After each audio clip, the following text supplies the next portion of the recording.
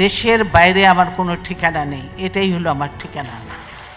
একজন নারী একা দাঁড়িয়েছিলেন রাষ্ট্রযন্ত্রের নিপীড়ন, নির্যাতন, অপমান ও অপদস্থের বিরুদ্ধে। স্বামী হারানোর শোক আর সন্তানের শূন্যতা বুকে চেপে লড়াই করে গেছেন সমস্ত ষড়যন্ত্রের বিরুদ্ধে। এত দীর্ঘ ছিল সেই লড়াই, এত অসীম যন্ত্রণার মাঝে মাঝে বেগম খালেদা জিয়াও ক্লান্ত হয়ে পড়তেন। তবুও তিনি রণভঙ্গ দেননি, কখনোই ভেঙে পড়েননি, হাল ছাড়েননি কিংবা ধৈর্যহারাও হননি। খালেদা জিয়া ছিলেন গৃহবধূ। জিয়াউর রহমানের মৃত্যুর 7 মাস পর এক বিশেষ পরিস্থিতিতে তিনি বিএনপিতে যোগ দেন। রাজনীতিতে আসা 10 বছরের কম সময়ের মধ্যে খালেদা জিয়া প্রধানমন্ত্রী হন। প্রায় 43 বছর তার রাজনৈতিক জীবন। গৃহবধূ থেকে রাজনীতিতে এসে খালেদা জিয়া ধীরে ধীরে হয়ে ওঠেন এক দৃঢ়চেতা সাহসী নেত্রী। তিনি বিপদে দুর্যোগে বিএনপিকে ঐক্যবদ্ধ রেখেছিলেন, আর শেষ জীবনে তিনি হয়ে ওঠেন জাতির ঐক্যের প্রতীক। বিএনপির প্রতিষ্ঠাতা ও তৎকালীন রাষ্ট্রপতি জিয়াউর রহমান 1981 সালের 30 মে সেনাবাহিনীর কিছু বিপদগামী সদস্যের হাতে নিহত হন। নেতৃত্বের ষড়যন্ত্রে বিএনপি পড়ে যায় অথৈ সাগরে। এমন পরিস্থিতিতে 1982 সালের 3 জানুয়ারি খালেদা জিয়া বিএনপিতে যোগ দেন। খালেদা জিয়া প্রথমে দলের সিনিয়র ভাইস চেয়ারম্যান, পরে ভারপ্রাপ্ত চেয়ারম্যান আর শেষে চেয়ারপারসন হন। তখন তার বয়স ছিল 40-এর নিচে। শুরু হয় নতুন নেতৃত্বে বিএনপির পথ চলা। 1982 সালে রাজনীতিতে যোগ দিয়ে 1983 সালে স্বৈরশাসক এরশাদ বিরোধী আন্দোলনে নামেন খালেদা জিয়া। তার নেতৃত্বে গঠিত হয় 7 দলীয় ঐক্যজোট। রাজনৈতিক গবেষকেরা বলছেন, মূলত তার নেতৃত্বই এরশাদের পতনে মুখ্য ভূমিকা রাখে। দীর্ঘ 9 বছরের আন্দোলনে তিনি আপসীন নেত্রীর পরিচিতি পান। 90-এর গণ আন্দোলনের পর 1991 সালের জাতীয় সংসদ নির্বাচনে অভাবনীয় জনসমর্থন পেয়ে বিএনপি ক্ষমতায় আসে। খালেদা জিয়া দেশের ইতিহাসে প্রথম নারী প্রধানমন্ত্রী হন। পরে আরও 2বার তিনি প্রধানমন্ত্রী হয়েছিলেন। বাংলাদেশের রাষ্ট্রপতি শাসিত শাসন ব্যবস্থা থেকে 1991 সালে সংসদীয় পদ্ধতির শাসন ব্যবস্থায় প্রত্যাবর্তন খালেদা জিয়ার মাধ্যমেই হয়েছিল। গৃহবধূ থেকে রাজনীতিতে এসে এভাবে জায়গা করে নেয়া মুসলিম প্রধান একটি দেশে একজন নারীর প্রধানমন্ত্রী হওয়ার বিষয়টিকে একটু ভিন্ন চোখে মূল্যায়ন করেছেন প্রয়াত সাংবাদিক মাহফুজুল্লাহ। বেগম খালেদা জিয়া জীবন ও সংগ্রাম বইয়ের ভূমিকায় মাহফুজুল্লাহ লিখেছেন, তিনি এমন একটি সময়ে সক্রিয় রাজনৈতিক অবস্থান তৈরি করেছেন যখন পুরুষ শাসিত সমাজের একচেটিয়া আধিপত্য ছিল।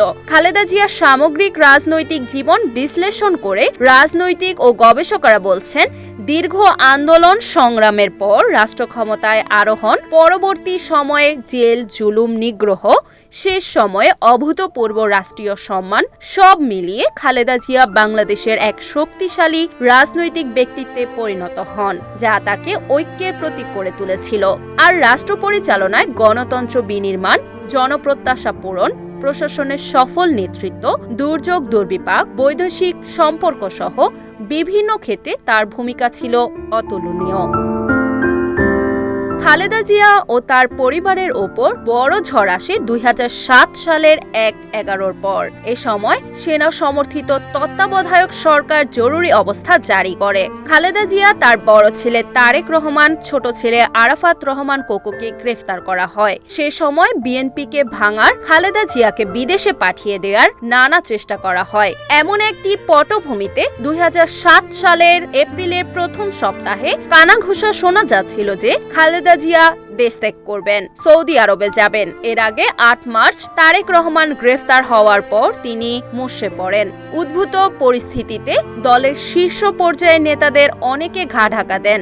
22 এপ্রিল রাতে বিএনপির তৎকালীন কেন্দ্রীয় নেতা ও সাবেক মন্ত্রী ব্রিগেডিয়ার আসম হান্নান শাহ সাংবাদিকদের মাধ্যমে জানিয়ে দেন যে খালেদা জিয়া সৌদি আরবে যাবে না, তিনি যে কোনো পরিস্থিতির মুখোমুখি হতে প্রস্তুত, তবু দেশ ছাড়বেন না। পরে খালেদা জিয়া নিজেই বলেন, দেশের বাইরে আমার কোনো ঠিকানা নাই, এটাই আমার ঠিকানা।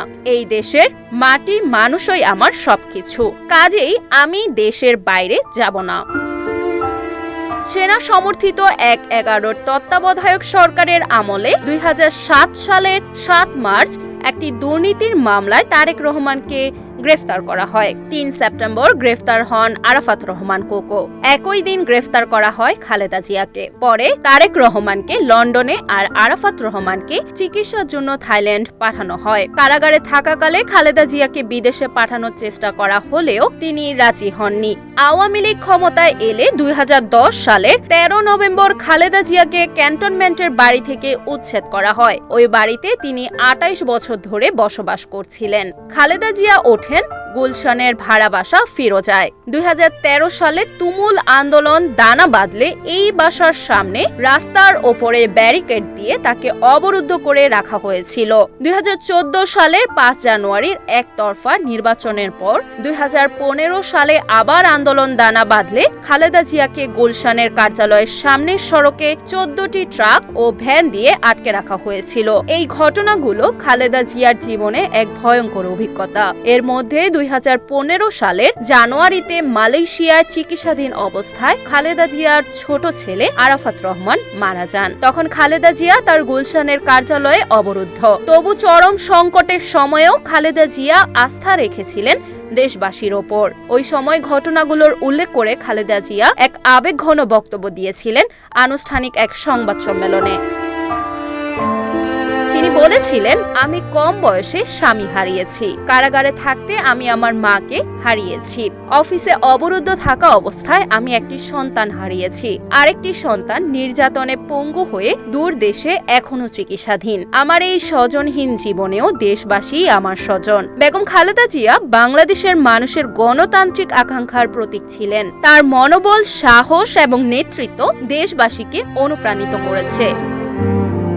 গভীর সমবেদনা জানিয়ে বেগম খালেদা জিয়ার বিদেহী আত্মার চিরশান্তি কামনা করেন দেশবাসী। ৮০ বছর বয়সী বেগম খালেদা জিয়া মঙ্গলবার বাংলাদেশ সময় ভোর ৬টার দিকে রাজধানীর এভারকেয়ার হাসপাতালে চিকিৎসাধীন অবস্থায় শেষ নিঃশ্বাস ত্যাগ করেন। ইন্না লিল্লাহি ওয়া ইন্না ইলাইহি রাজিউন।